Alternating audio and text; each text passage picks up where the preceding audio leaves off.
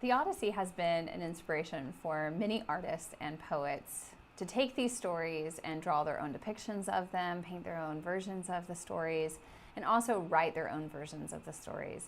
When I used to teach undergrads poetry, I would often have them do the same kind of thing. I would write an ancient story up on the board and teach them the narrative, and then their response to it was not necessarily a critical paper, but they had to have their own version of the story in a creative interpretation, one that showed how to gloss the narrative, one that brought certain things to light about the story.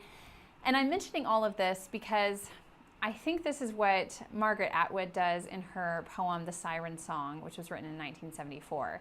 What we see in the Odyssey is Odysseus ties himself to the mast. This has become a famous image in which he's tied to the mast and the rest of his sailors have earplugs in, right? He melts the wax and he forms it into their ears so that they cannot hear the siren song, so they will not be lured to their death. But Calypso has told him that he should actually hear the siren song. Now, what the siren song is, no one knows.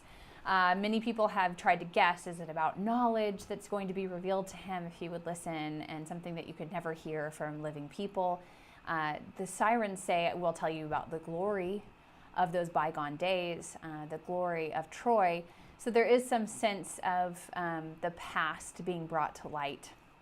Eva Braun says that it's nostalgia that would have done him in, right, that would have kept him from returning home if he would only live in the past and not move on from this, if he only lives in the glory days of war and does not return home, right? This is what would keep him. This would be what would be luring him to his death.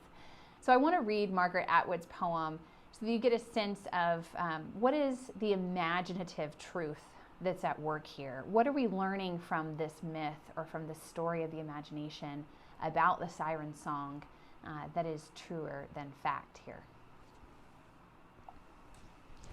Here is Atwood's poem.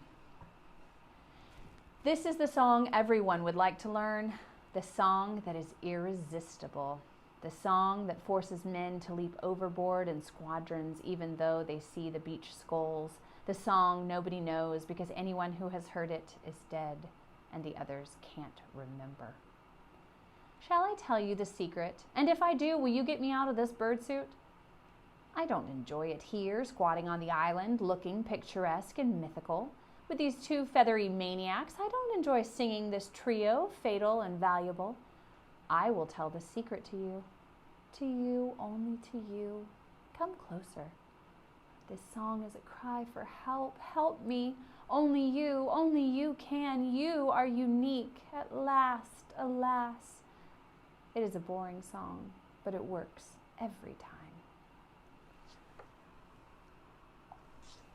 I think what Atwood highlights in this episode by writing this from the siren's perspective, she does not tell us what the siren song is, and yet she intimates what it is. It's a song about you as the hero, you as the center of your universe, and yet that is a song that no one remembers. The story that is to be told again, that is to be sung again, is the story of a man, but a great sense of the word human, a sense of the every person, the story that is of us all. That is the story that is to be remembered, not necessarily the story just of Odysseus that is only for his own ears, that makes him the center of his own world, but the story that includes the Telemachia, that includes the Penelopiad, that includes the stories of Agamemnon and Achilles, and that in a sense includes us as readers and listeners, the stories that we want to pass on because it's telling us something about our world and ourselves that is universal and long-lasting and true. And the siren song is the one that is only to you, for your own ears and for nobody else's.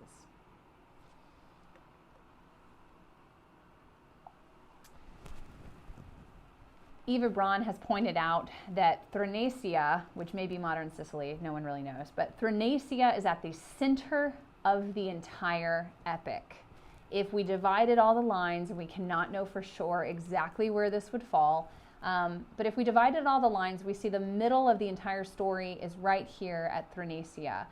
And this is when Odysseus will become isolated. and alone. Calypso had echoed Tiresias' warning, leave the sun god's cattle unharmed. If you damage them, disaster will befall you. And once again, we hear for the third time now, even if you survive, you will return late and humiliated, having caused the death of all your men, and you will find trouble in your own home. So if he did not hear it the first time from Polyphemus, if he did not listen to Tiresias, Calypso then emphasizes it again. So what is it that's going to keep him from ever returning home? At this point, it becomes the sun god's cattle. This is the same story that is mentioned in the first few lines of the epic. Odysseus failed, and for their own sakes, his men died because they ate the sun god's cattle. It's the only reason that is given in the opening lines of the poem for why Odysseus's men will not make it home. They ate the sun god's cattle.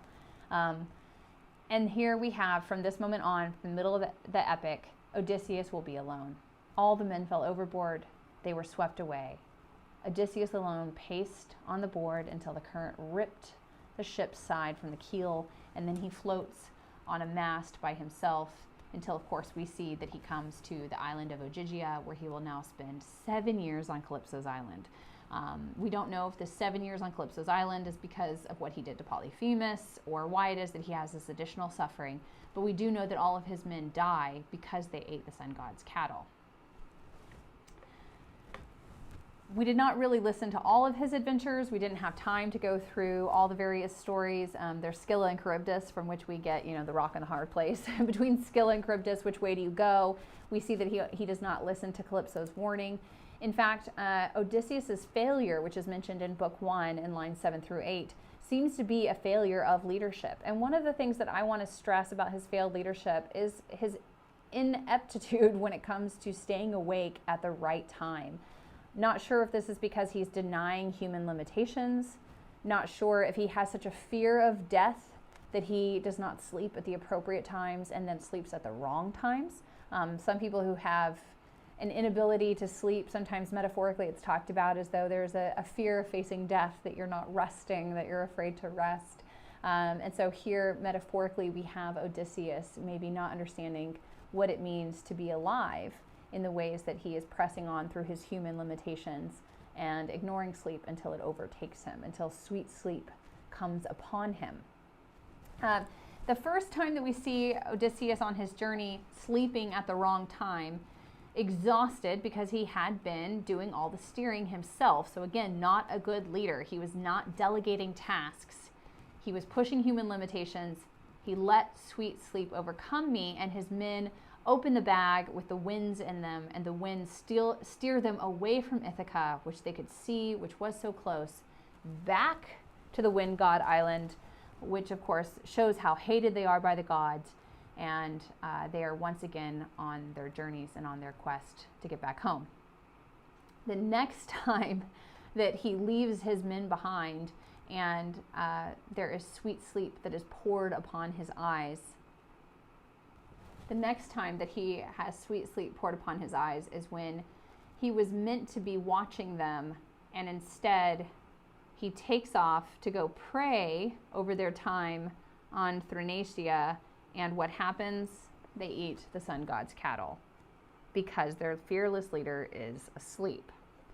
Finally, the third time that he falls asleep is when he's on the boat coming from Phaeacia, and he falls asleep, and they lay him on the shores of Ithaca, not telling him that he's there. He must have been really heavily asleep at that point.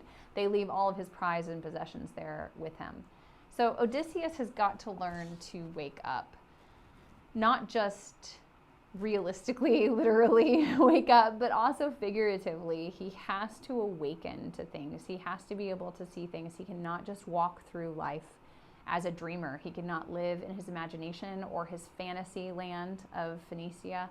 He cannot live in fantasy and imagination. He has to awaken to reality. He has to return home. So in many different senses, the man of many places and many turns must understand what it means to return and to be awake and to be the leader that Ithaca needs.